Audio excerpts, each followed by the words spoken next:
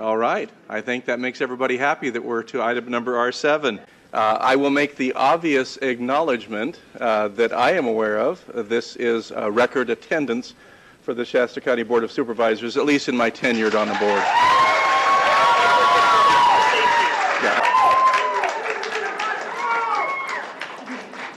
So let me go ahead and outline a process for item number R7 so we can all be on the same page and understand what it is that we are doing this morning. R7 is a discussion to receive input and discuss matters regarding geoengineering chemtrails, consider providing direction to staff, and consider taking other appropriate action as necessary.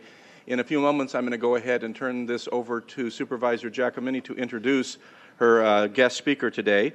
What we have is we have a presentation that has been arranged in advance through Supervisor Giacomini, who placed this item on today's agenda. In addition to that, there are a number of speakers that had been arranged through Supervisor Giacomini to also join with that first presentation in order so that they might be grouped and clustered together. We're going to honor that request and take them as you had asked for in advance and agreed to, Supervisor Giacomini. After that, there are a lot of requests. In fact, a lot. It's a lot, as I'm sure that you recognize. We're going to take those in the order received today, okay? I'll proceed as quickly as I can now. So we have the issue of climate engineering, and semantics are important. Too much media and other officials, not saying this board, they've been very courteous, but have not used the scientific terms, and this is not used for a reason. Because the term chemtrails is not a scientific term, so we try to avoid those terms. But when you see CBS News, geoengineering to fight global warming is now mainstream topic conversation with all scientific organizations and with governmental officials, such as John Holdren, Obama's science advisor, who is actively advocating for the use of geoengineering. And again, these are aspects that media does not cover because this would legitimize this issue. This would bring credibility to it. So we do have, again, science data it's too extensive to document here, but when we have current administration officials advocating for these programs and the immediate need to implement these programs, this subject should not be marginalized as it typically is by media. When we have, this is from MIT, this diagram is from MIT, where you clearly see an aircraft spraying particulates out the back. Now, again, this is mainstream scientific discussion. We have every major science institution talking about these issues right now, that these programs must be implemented. And so again, what we ask is that this issue be given attention. And our point here today, irregardless of where the contamination is coming from over Shasta County and the rest of the globe, we ask that the science be looked at and that the legitimacy of this issue be acknowledged with the science terms, that this is brought to public attention and brought into a public dialogue. This is, again, only the tip of the iceberg for what's available for documentation. This is a 40-page congressional research document, Geoengineering Governance and Technology. There's a number of documents like this. We have, even going back to the 60s, for example, we have 80-page presidential documents outlining the scope and scale of these programs even back that far. We see skies like this. Certainly, we have a lot of people telling us this is normal commercial traffic, that this is normal, and that this is just random flights flying wherever they fly, and that this stuff sticks in the air. But if this is random, that's not so random. Do we think that commercial aircraft fly in grid patterns? Again, the data is absolutely there, but we have major agencies telling us that this isn't so. In fact, there's a NASA document that says chemtrails aren't real. But again, they use a term that's not scientific on purpose. And at the same time, we have patents from NASA for geoengineering. So there's been a tremendous effort to try to marginalize an issue that's tremendously impactful for all of us, equally impactful. And I certainly don't see the board as adversarial to us. I mean, I'm very grateful that we've been allowed to speak here and bring this issue up to light. And for our point, I think acknowledgement and disclosure is due for, in this case, for local agencies, the contamination issue. Because I've spoken in front of California Air Resources Board. I've spoken in front of the California Energy Commission. And it seems that all these agencies are unwilling to look at this issue. And at this point, there are certain factors that can't be denied. And contamination is one of those factors. So we have NOAA, the National Oceanic and Atmospheric Administration, admitting on the record that the atmosphere is now full of particulates and they don't know where they're coming from. So this is quite astounding when you have the agency that's supposed to study this issue that's literally unable to identify the source. When I spoke in front of the California Energy Commission in Sacramento, they acknowledged the state was losing 20 to 40% of its rainfall from, quote, particulates of unknown origin. But that investigation was never followed through. There's an investigation going right now with state water quality. I spoke to that representative. Their Fish and Game has acknowledged that there's aluminum running down the waterways. I spoke to the representative with California State Water Quality, who made it clear that they were not going to test the rainfall for this contamination. But isn't that where runoff comes from? So again, we have an unwillingness to look at the obvious sources. This is a satellite image. It's a little foggy, but if you look closely in the bottom left quadrant, you can see aircraft trails blanket spraying the Pacific. This is visible on satellite imagery every single day. These silvery white skies we see are particulates blowing in from the coastal regions, and we have patents stating the dire need to enhance the marine layer to try to deflect some of the sun's incoming thermal energy. It's called solar radiation management. So when we have satellite imagery of this happening and planes flying in loops and grids, and we have this material blowing in on us, it's coming from somewhere. And CARB, this is important. We know this metal's falling on us. I furnished you guys today with about 40 lab tests from the state-certified lab showing a very, very substantial amount of metal. And again, aluminum does not exist in the environment in free form. That's important to remember because a lot of agencies try to say it's a common element, we should expect it. This is not the case. It doesn't exist in free form. So it's coming from somewhere, and CARB has told us it is not coming from China. So we know it's a more local origin. Now, we have a UV issue. This is another matter of disclosure for the board. We have a known, verifiable, indisputable contamination issue, and we know the board can't stop this. Nobody here expects that. We know that's far beyond the scope of the board, but we do have a contamination issue that's a danger to the citizens. So what I'm asking, is disclosure of this contamination, and we also have a very, very dangerous UV level. The bark is being burned off of trees in town. We're metering this UV with state-of-the-art meters. We're seeing UVB levels 1,200% higher than we're being told. And this is a government document, National Science Foundation, acknowledging that injecting sulfate particles, which is geoengineering, stratospheric aerosol geoengineering, will decimate the ozone layer, destroying from 1/4 to 3/4 of the ozone layer. So this is very significant, and this goes hand in hand with what we see. Again, article, unprecedented ozone hole opens up over the Canadian Arctic. We have very substantial northern hemisphere ozone depletion. Ozone depletion over even northern California is very substantial. We're seeing very dangerous UV levels. We're simply asking that that be disclosed. That's all. So again, this is a public health issue that we believe is necessary to disclose.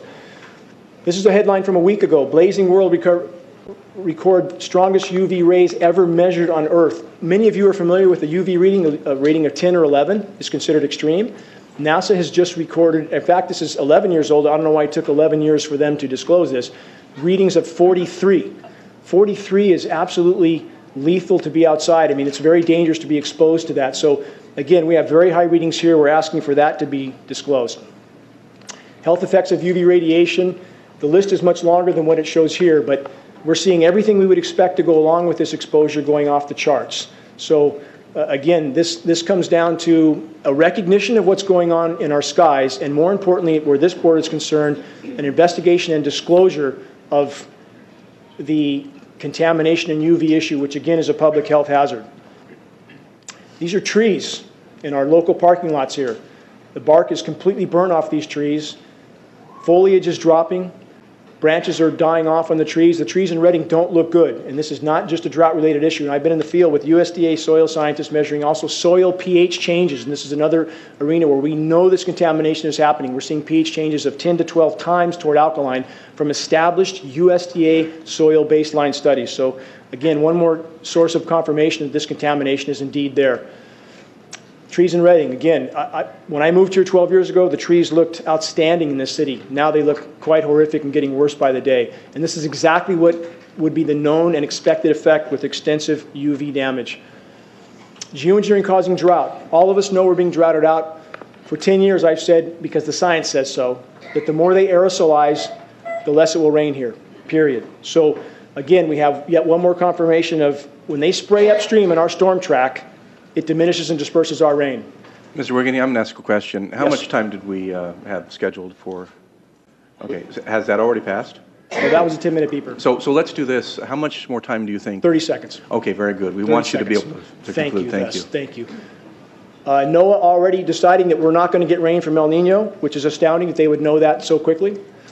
Another satellite photo, and this is hard to see on this screen, but the entire, people can view this at geoengineeringwatch.org, the entire Pacific is covered with grid patterns in this shot. It's hard to see. Prevalence of Alzheimer's disease going off the charts. Autism, 10,000% increase. Known connection with aluminum, same with Alzheimer's and dementia. Alzheimer's and autism, the common link, aluminum exposure. Last slide, the right to know. That's all we're asking. The public has a right to know there's a public health hazard in regards to the heavy metal contamination and the UV radiation. That's all we're asking is for that disclosure. Thank you for the extra time. Thank you for addressing it.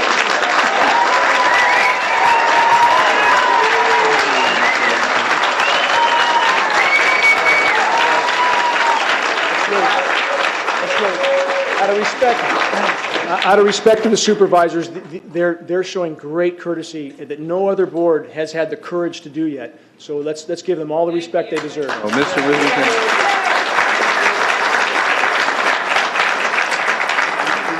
Before we move on to the scheduled additional presenters at 3 minutes apiece, and I'm going to just ask in advance as you come up that we're going to hold you to that 3 minutes. They know that. I do want to ask this board before, because you're our main presenter today, if there are any additional questions at this time from this board. Okay. So I have just two questions, and I'd like to ask you, and please excuse this. This is not meant in any other way, but out of complete respect. Could you just really concisely, what do you believe the purpose of this engineered spraying is? I mean this in all sincerity. What do you say the purpose of it is? I can tell you what the stated purpose is by governmental document and U.S. patents. Yeah, right into that mic there. I can tell you what the stated purpose is. Solar radiation management, SRM, to block the sun. That's the stated purpose. The consequences don't seem to be considered with these programs, but that is the stated purpose on almost all UN and global governance documents for these programs. Okay, and obviously you presented a great deal of material to myself and to other board members over the years, and that is the conclusion drawn. I just wanted to draw that out today because I didn't hear that specific language, so I wanted to make sure we state that. But then on a personal level, I have another question, and I've asked many people, and no one's been able to answer this question for me, so I mean this in all sincerity. Why does the spraying create a drought in California and flooding in the Mideast, or the Midwest? Thank you for asking that question. Yes, thank you. I appreciate it. When you aerosolize the storm track, and the science backs up what I'm saying word for word, you diminish and disperse the rain. This is not seeding to create rain. This is seeding to create artificial cloud cover. And because there's too many condensation nuclei, it tends to disperse that moisture exactly as we've seen over California again and again. Back to my talk in front of the California Energy Commission, they recognized this fact. I spoke to their top scientist. When you have too many particles in the air, it diminishes rain. It does not augment it if those particles are too small. So it tends to migrate moisture from one place to another, creating drought and deluge. And this is very well documented from every major science institution, from MIT, Scientific American. These effects are known. So it's not a uniform effect. It tends to disrupt the hydrological cycle completely. So when you spray upstream in the storm track, it tends to migrate that moisture somewhere else where it comes down in a deluge. And that's exactly what we see. Mr. Wigington, thank you very much. Thank you, I Les. appreciate that. Don't go away. Folks, I know your encouragement and your passion, but we have other requests to speak, and we're going to kind of be here all day if we... Mr. Wigington, if you'd come back again, please. We're not through with you yet. Supervisor Chappelle. Thank you, Chairman Baugh. You're welcome. Mr. Wigington, I've had one statement here, and I want to see if you confirm that or not. In your belief of following through with this and trying to get situations resolved, is it because it is a public health hazard? Is that one of your #1 concerns, that this must be disclosed? That is our request of the board, because that is why these programs can go on and on and on, because media will not cover it until the actual effects are made known. And this contamination issue, again, is absolutely verifiable. Same with the UV issue. We can meter it for you. We have state-of-the-art meters. So, and we have corroboration from other science studies. So yes, that is the request of the board. We fully recognize the board has no power to deal with this issue, nor does CARB, nor other state agencies. But the contamination issue is a public health hazard, and we believe that disclosure is necessary, required, and that's all we're asking is disclosure of the heavy metal contamination and the UV issue. That's what we're asking for. Yes. Thank you. Very good. Any other questions from the board of Mr. Wigington at this time? Mr. Wigington, thank you very much for the presentation. And then I'll ask Supervisor Giacomini, do you have the order, or do we want to go to Mr. Supervisor Modi? My gratitude to all of you. Thank you, sir. Leonard, everybody on Very my good. list. Okay. So the rest of the agreed upon presentations, they are going to be called out in advance, and then Supervisor Modi is going to move to those who submitted requests today as well to speak. Thank you, Supervisor. You know, and maybe I can suggest one other way to show your support of the speakers, but at the same time allow us to proceed. I did this one time before, and it worked very well. Rather than yelling or clapping, perhaps if you just choose to raise your hands, that will show us that you support the speaker, but it also will show, as I'm sure you plan to do, is to show the support to the media. So maybe so maybe that might be one way to. You're getting some love, Supervisor Modi. I saw some hands out there. So, perfect. So the next speaker is Rosalind Peterson, followed by Alan Buckman. Hello, my name is Iraja Sivadas. Rosalind Peterson of USDA was not able to make it today, and and Dane Wington asked me if I could fill in for her. As I said, my name is Iraja Sivadas. I'm welcome. Thank you. I'm a disabled combat veteran. It's the longest I've stood up in a long time. I really appreciate that you are taking time to listen to us today. I am an instructor of mathematics at Shasta College and a member of the Union for Concerned Scientists. And this will be very short. I have a very short talk. There's just two main points that I'd like to make. One is that aircraft making a condensation trail is very similar in many ways to when you go outside on a cold day and exhale. You create a condensation trail. That little cloud is a condensation trail. Now, if you take a 2-mile walk on a cold day and you can turn around and you can see your condensation trail tracking all the way back for 2 miles, that's the kind of idiocy, that's how crazy it is to think that what we're looking in the sky is actually condensation trails when they travel from horizon to horizon. The second point is there's a huge amount of aluminum being found because these sprays have aluminum, strontium, barium, manganese, and there's a lot of argument that aluminum is very common to be found, but aluminum is only common in a bonded form. It's not common in a free form, and we're finding high rates of free aluminum in the soil, which is not natural. So thank you again for listening to us. Appreciate it. Thank you, Mr. Sivadas. Alan Buckman, followed by Francis Mangles.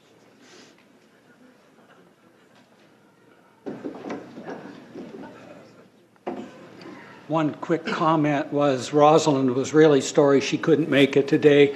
Her mother fell and broke her wrist, and so she has to take care of some hospital duties.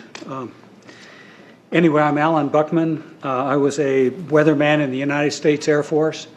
I was a wildlife biologist with the Department of Fish and Wildlife for 38 years.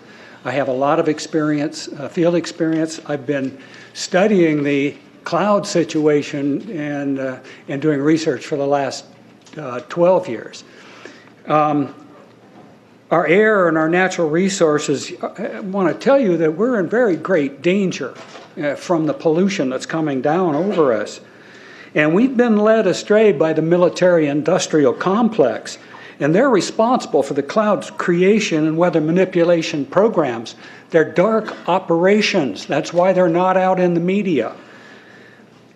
Now, I'm here to give you testimony that contrails, chemtrails, they're not contrails, are indeed real. They're spraying almost every day. I sit out with my wolf dogs in the afternoon, and I watch the clouds and watch the spraying program going on.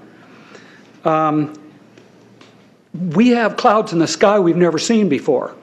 Almost every day I'm seeing clouds I've never seen before. And NASA has been even named a few of these new clouds. It's really interesting, but NASA is a corporation. I want you to know that. We were warned about the takeover of our freedoms by the military-industrial complex by both Eisenhower and Kennedy. And Eisenhower in his parting comments, and then Kennedy later.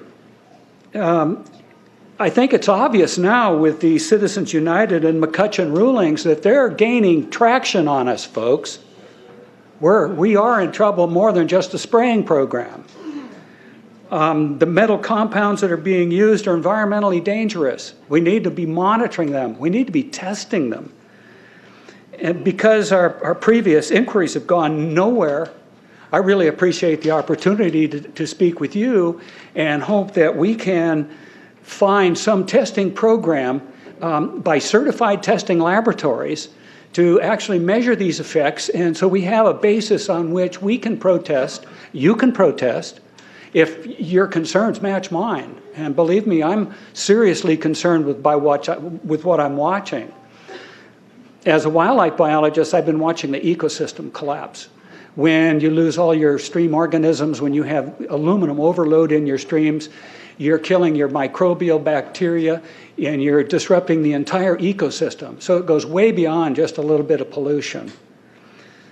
How did Monsanto know to create aluminum-resistant plants? I don't think I've heard anybody ask that question. Okay. So what I'd like to suggest to you... So that would be your notice to draw to a conclusion, please. Yes, sir, I was just going to do that. I would like to ask you to put a little bit of funding towards some real testing programs of snow and rain and vegetation. Now, I've tested lichens and found very high levels in the lichens, and they get all of their nutrients from the air and the rain. So it's a good guideline, and I think you would find out a lot of things to help support this. Francis Mangalis, followed by Jeff Nelson. Welcome. Greetings, gentlemen. Thank you for the opportunity.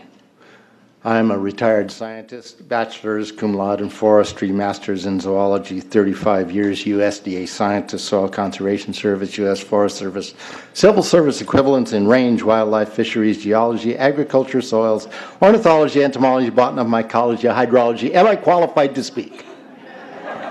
Just letting you know it. Okay, these previous guys, I've watched exactly what they do, and yes, they are correct. I've seen exactly the same stuff, so ditto marks on those. Insects. I've done studies in Siskiyou County. They're at 20% of normal. The aquatic insects basically made a nosedive in 2006 to about 20% of normal. So far this year, I've sampled 200 trout stomachs. 98% of them are empty. So sorry about the trout fishing, fellows. The mayflies, stoneflies, dipterus, and caddisflies are damn near gone, except in the areas where there's springs. I'm going to remind you to address the Board of Supervisors, please. The terrestrial sampling is down to about 20% of normal, except for pest species like ants. We're seeing a loss of the major bird species, and as the gentleman said, the ecosystem is unraveling, and Audubon's been telling you that for years. You want some figures? Okay, latest water test, tested the rain. 13,100 micrograms per liter of aluminum in the rain in 2013. Normally, it should be 0. So 13,100 is pretty damn much, folks. It used to be 0, then it was 100s in the 2000s, and then since 2010, it's into the 1,000s and the latest 13,100. In the snow on Mount Shasta, pristine Mount Shasta, 61,000 feet, no, excuse me, 8,000 foot level, 61,000 micrograms per liter, 4 times the amount that is found in the soil up there. Where in the hell is this stuff coming from if it's not coming from the soil?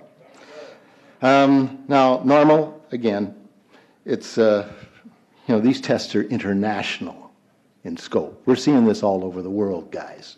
Okay, pH of acid soils is 20 times more alkaline. The aluminum in the soil has doubled in the last 10 years. The rain normal was 5.6. It's 20 times more alkaline. Aluminum blocks essential nutrients. I am unable in my garden to restore normal pH, and that's because nanoparticles are now in the circulatory systems of both plants and humans. So welcome, fellow guinea pigs. The collapse and decrease of agriculture is something I worry about even more than the previous info about autism and Alzheimer's. Just about there, okay?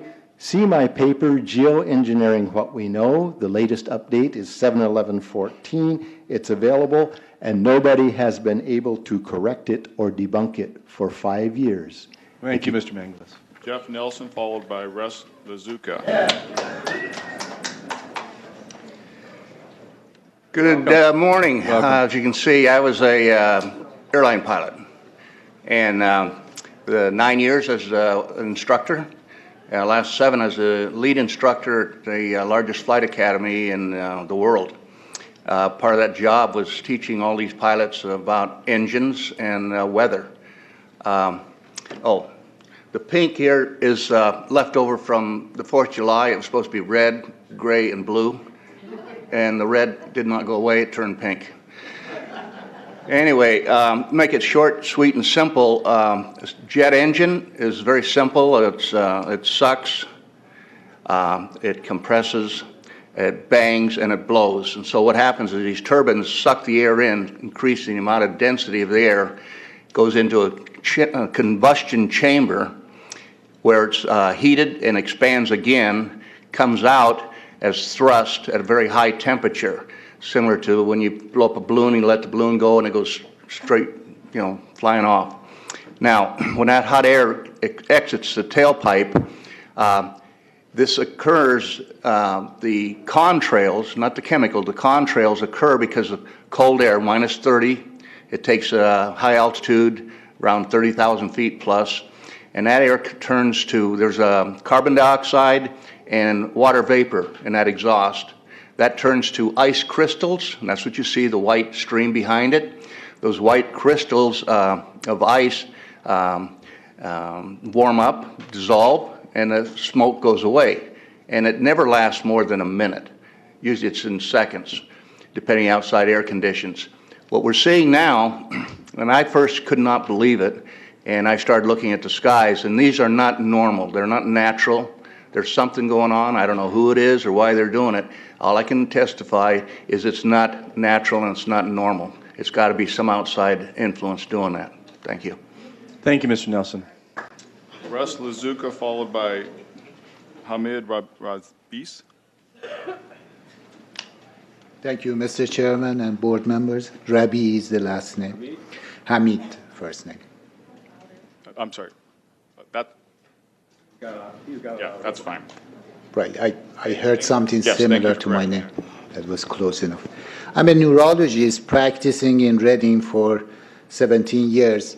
And in the past 5 years, I have seen the number of patients with Alzheimer's disease, Parkinson's, and other neurodegenerative diseases tremendously increase, almost quadruple.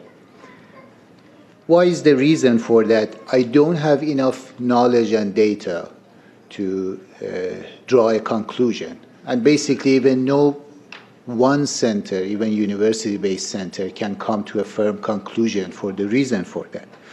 But the explanation that they provide to us that the reason for increased number of these patients is because of increase in the population of aging people. Means that people are getting older and stay alive because of progress of medicine, and that causes the dementia to surface up, does not seem very convincing. Almost is like saying that dementia is like this and an act of God. On the other hand, we do know that we have a trend. We have a trend of thought for a long time that we make a mistake and we jump into a very simple, the most simple or a straightforward, fixed it at any price solution. And it seems like this is the scenario is playing at the present time. There are many activities that are reported. We hear bits and pieces, but we don't really have the whole result from it. And we do need to put the burden of proof on those who have the authority and have access to the data or the activities that are happening all over. We know that there are a small group of experts, scientists, that their conflict or lack of conflict of interest is not very clear to us. Basically have the eyes and ears of those in power in the government, and they are circulating the idea of this so-called quick fix for environmental calamities that has happened. And that is what is basically geoengineering. They provide solutions, basically, as you heard, to spray nanoparticles, very small particles, to basically reflect the dangerous irradiation from the space. So that would be your notice to draw to a conclusion? Okay, so what I'm getting to conclusion is that these nanoparticles, they basically trigger a programmed cell death in the brain, and that is the ultimate path we see in Alzheimer's. Thank you, Mr. Ruiz. Russ Lazuka, followed by Fred Meyer.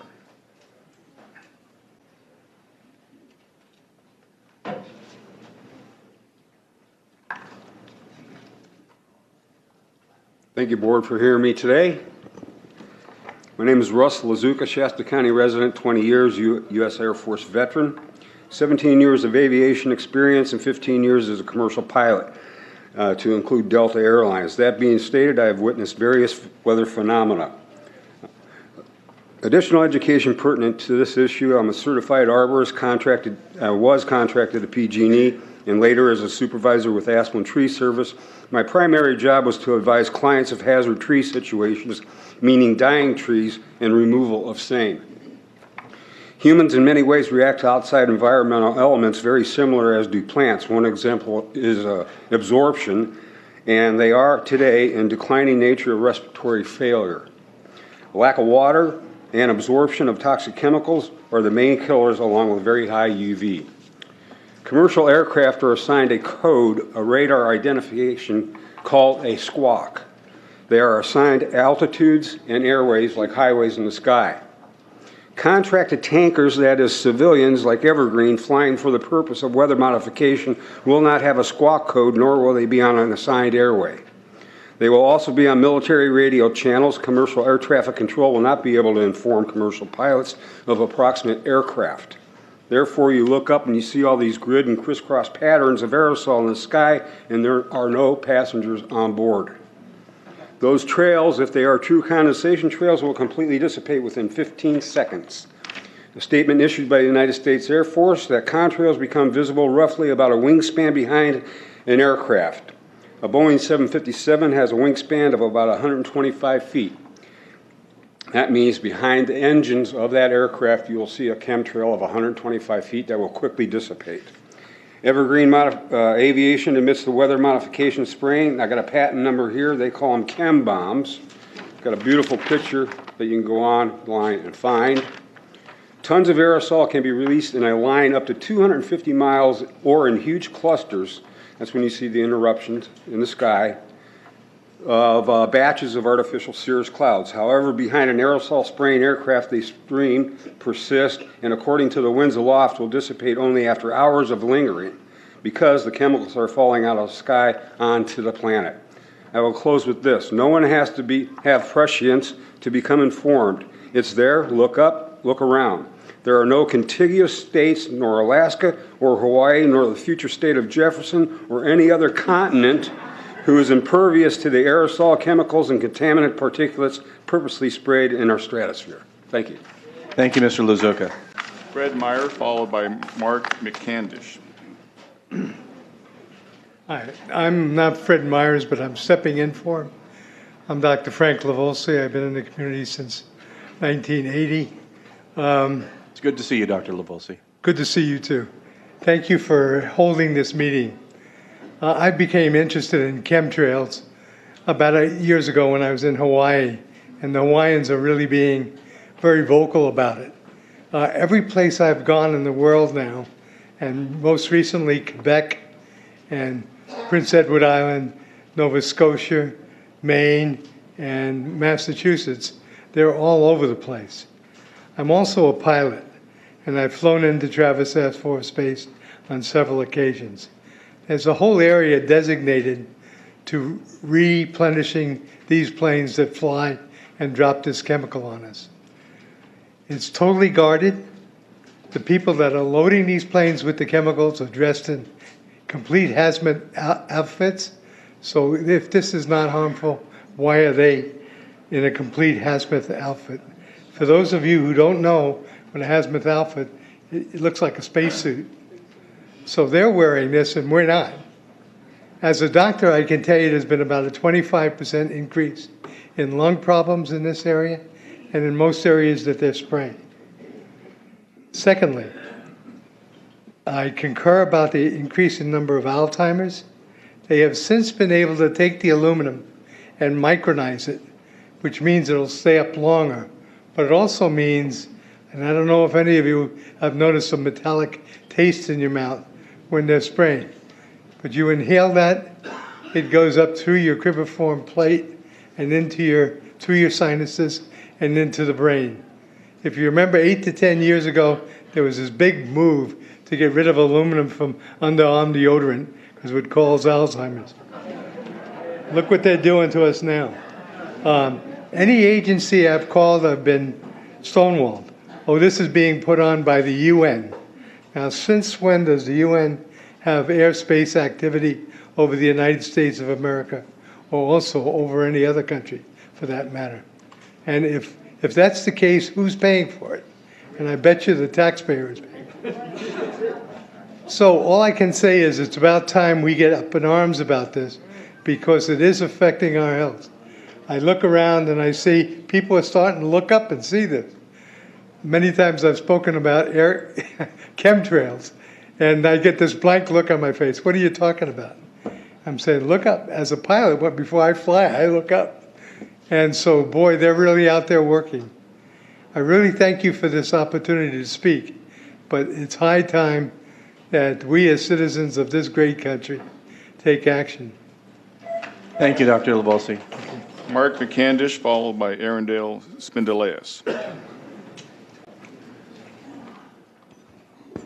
Thank you very much for this opportunity.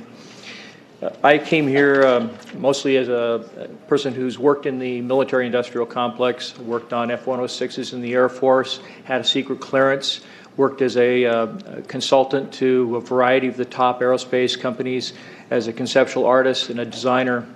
I've had a secret clearance for a number of years, and I've worked on systems that are still classified today, 20 years later. I want to give you a little bit of history on the background behind nanoparticles, has been described before. A nanometer is 1/1000th of a meter. It's very small. In fact, if you have particles, say, that are 40 or 50 nanometers across, you can take and line 50 of them up next to a single red blood cell. These things are extremely tiny. They're pervasive. The manufacturing processes, there's probably 5 or 6 different ones that I know of. There's probably others. But the explosion of nanotechnology has grown since the late 1980s, early 1990s, and is now growing exponentially. If you've ever seen or heard of a grain silo explosion, where particles of grain grind against one another, produce a dust, and then one spark will set it all off in an explosion.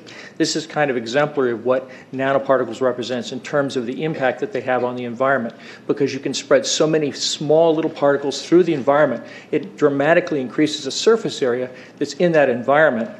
because there's so many of them. When you look up at the sun and you see a white haze, that is aluminum floating in the air right now, and it's coming from the aircraft. Now, as it happens, the Air Force conducted a study starting in 1993. It was called In Vitro Toxicity of Aluminum Nanoparticles in Rat Alveolar Macrophages. That's a real fancy way of saying testing the effect of aluminum nanoparticles on the white blood cells in the little air sacs in your lung, the alveoli.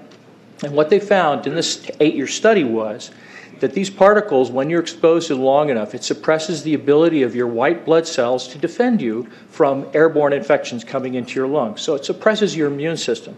But they also found that these same particles, once they get into your system, they can actually go through the barrier in each one of the cells.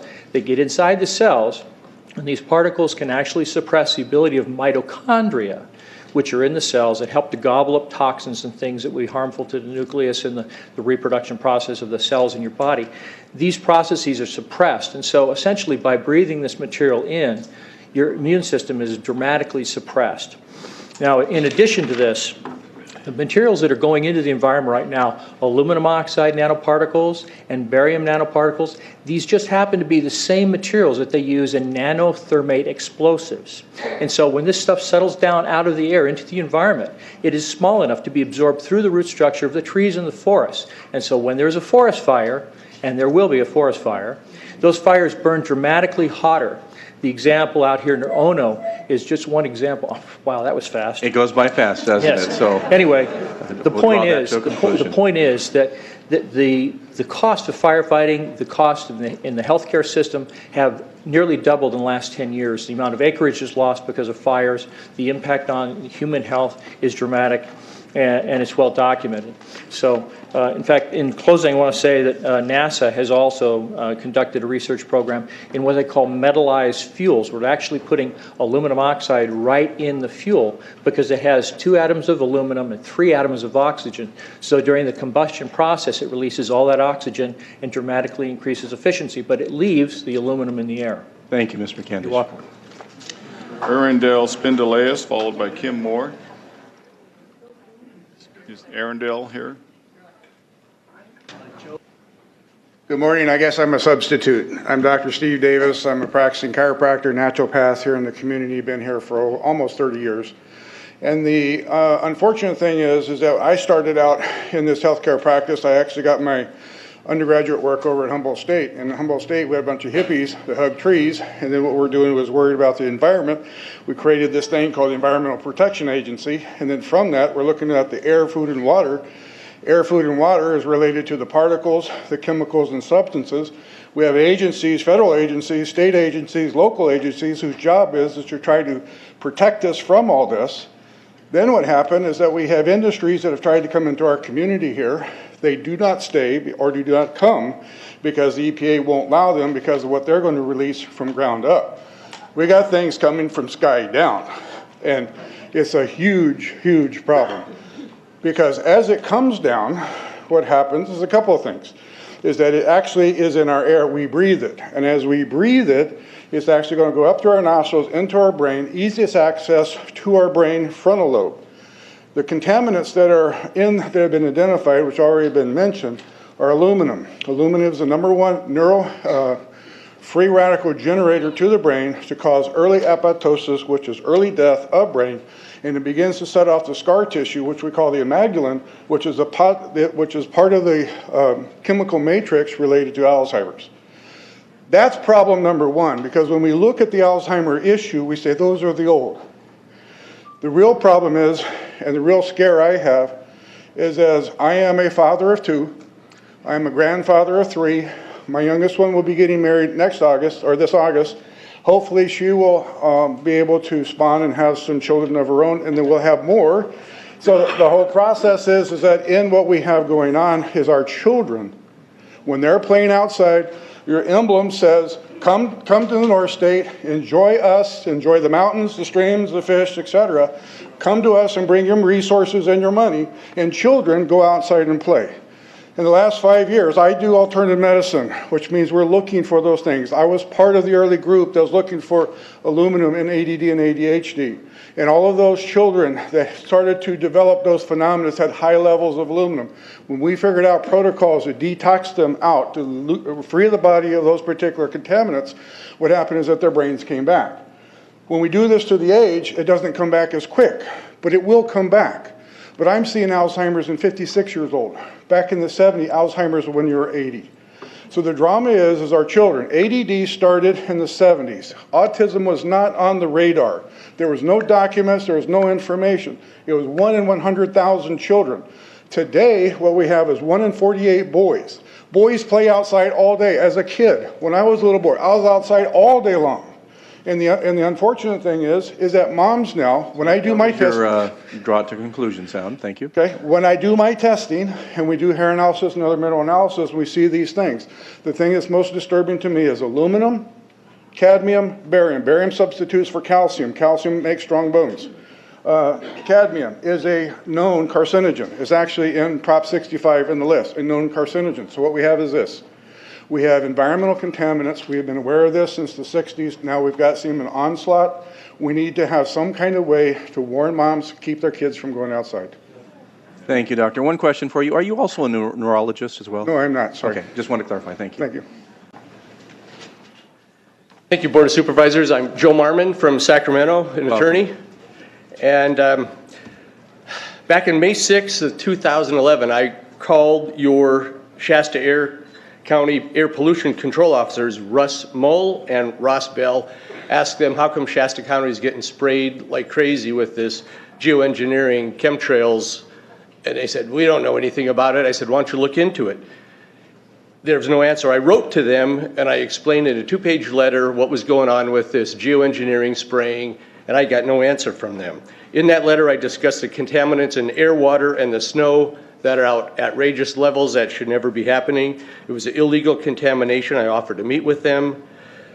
I suggested that I would volunteer to sue Shasta County residents, to sue Shasta County for failing to act to protect the citizens and failure to enforce air quality laws. I still got no answer.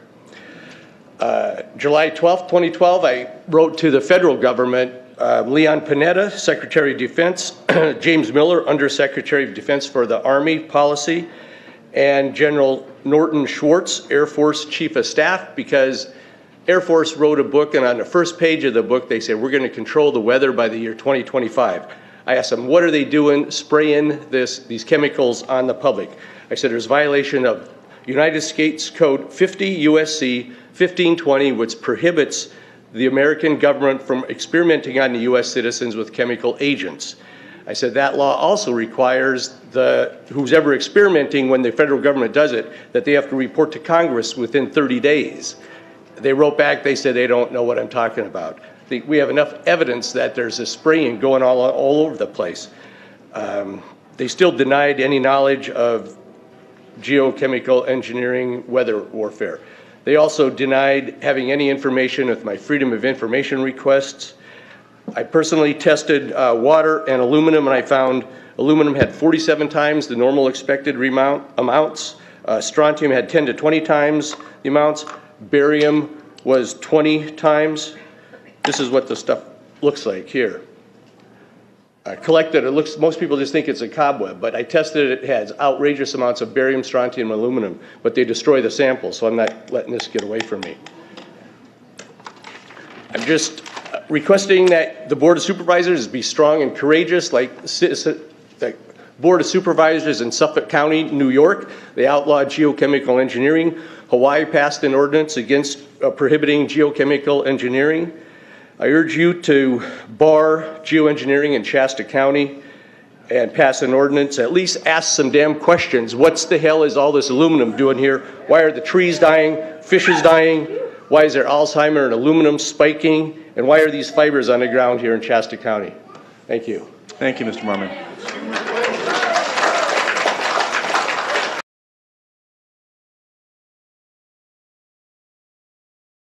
Let me make some general observations and then a couple of specific ones. Today, the Shasta County Board of Supervisors has been the beneficiary of some sincere, passionate, and knowledgeable comments. And I thank you for those. I specifically want to call to your attention the outstanding work that is being done on this issue by Mr. Dane Wigington and Ms. Kathy Kresser. They've done a wonderful job. I think your comments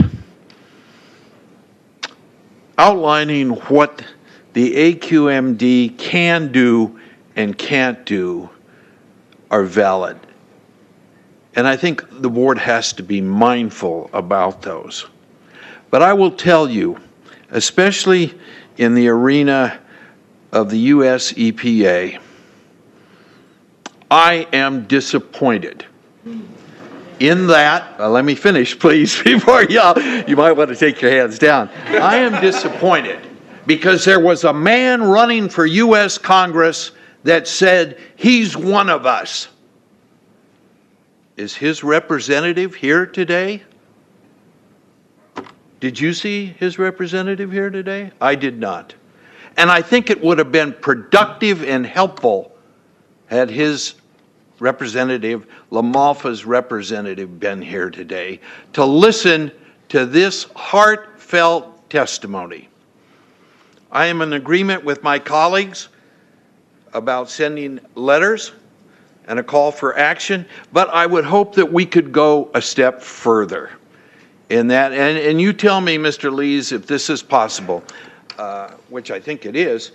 I would like for us to send a copy of this video where all of you spoke today, all 2.5 or 3 hours of this testimony. I would like that video to be sent to our senators and our U.S. representatives, and also our representatives in the state of California. We'll do that. Let them listen to the passion that came out of this meeting today. Thank you. Thank you, Supervisor Kehoe. Supervisor Giacomini? Well said. I would so move. Second? Second, and then under discussion, Mr. Lees. May I just ask for a clarification of the motion? Certainly. Certainly. That we gather the information from the park, so we have hopefully some data. So that's the first thing on the list, I believe. Okay. Then we compile information that we heard today in a succinct letter along with that information, send it to all the representatives that David has outlined, as well as those agencies, Cal EPA, US EPA, California Air Board, and perhaps the Department of Transportation, like Rick mentioned, along with a video of the hearing today. Is that clear? Yeah, that's good. So, you want a second? Do you want to re-second? Do we have a second to that already? We have a second. You're second. Well, I second it, but I'll withdraw, Mr. Modi, if you'd like to second it. I just have a comment, okay. So go ahead. Okay, so do you want to confirm? Yes. A second. Thank you, Mr. Modi. Yeah, I just want to know if part of that is, we also asked Mr. Simon to go find out what he can, we talked about, you mentioned about Lassen Park, but I mean, what we can do as far as measurements and those kind of things, not that we're asking you to do them, but just find out what that process would that be part of the... Yes, perfect. You can add that. David, do you agree? Yeah. Okay. I have one other question of Mr. Lees. Mr. Lees, should anyone in the audience wish to get a copy of this video, how can they go about doing that? There's a couple of ways to do it. The easiest and most effective way, in my opinion, is to go online. Within an hour or two, you'll be able to watch this entire meeting at any place you want to. You don't have to sit there and watch the whole 3 hours or 4 hours, but you could actually pick out different portions. So you can actually go on the Shasta County website, go online, and watch any one of our Board of Supervisor meetings. And it should be ready to go certainly within the next 2 or 3 hours. This is a little longer, so I'm giving myself a little bit of time. So. Thank you, Mr. Lees. Supervisor Modi?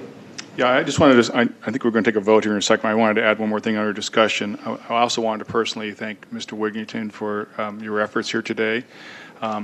I thought that you put together a very well thought out presentation, and I can tell you that I sat down and watched an hour and 20 minutes, I think, whatever it is, 110 minutes of the video. I watched all that, so I had a chance to do that as well. And I think I just would wrap it up with one little, I don't want to go too far with this, but I wanted to say that, this is an uphill battle for probably some of us here at the board level with this information and stuff. But I thought that the way that the speakers spoke today with respect and tried to just tell their story and not be accusing other people or attacking other groups and stuff. I mean, pretty much everybody did that. I think that helps your cause. If people don't do that, you're going to turn people off really quick, because no one's going to help you when you spit them in their eye and then ask for help. So I do appreciate that you made that effort, and I know Kathy helped you do that as well. So thank you for taking the time and effort to bring so much information to us today. And then just under discussion, I have one question in regards to the motion that's made. It was pointed out earlier that we had in 2008 sent the material, but that it lacked the request for a response.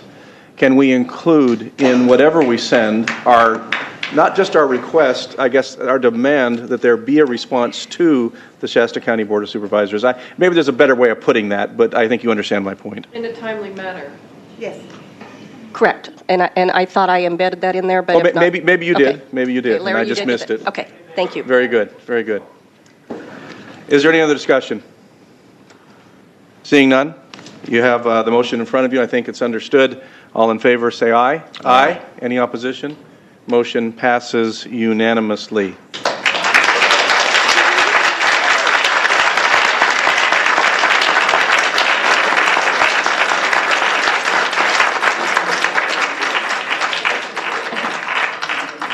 So again, thank you all for attending today. I think that you have exactly what you asked for, a platform, and that was offered and received today. And I believe that it wouldn't surprise me at all if the response is one that exceeds far the boundaries of Shasta County in terms of the platform that is offered, as evidenced by those who attended today from around the world.